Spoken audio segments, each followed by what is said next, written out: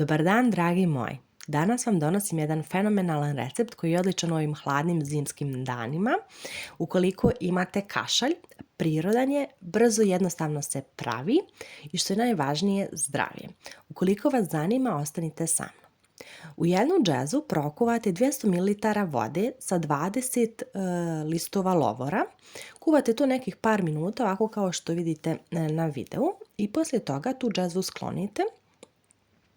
U šerpu stavite 200 g šećera i taj šećer topite na laganoj vatri.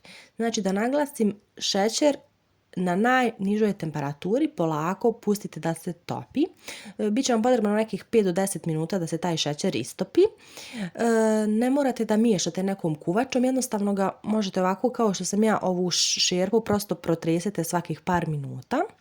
I kada ste dobili ovako karamelizovanu sjedinjenu masu i nema više tog šećera, dodate ovo što smo prethodno kuvali, prokuvanu vodu s ovim listovima lovora i pustite još onako na nekoj laganoj vatrici da se par minuta sve to fino ukuha, sjedini.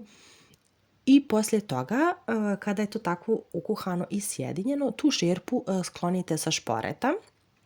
Pustite da se dobro ohladi i za to vrijeme iscedite 2 limuna. Sok od 2 limuna dodajete kada je već ohlađeno ovo i onda još na kraju to fino sve možete da procedite u neku ovako staklenu teglicu kao što sam ja uradila. Ja sam tu dodala još krišku limuna, vi možete, ne morate. I ovaj sirup pijete 3 puta dnevno, jednu supenu kašiku.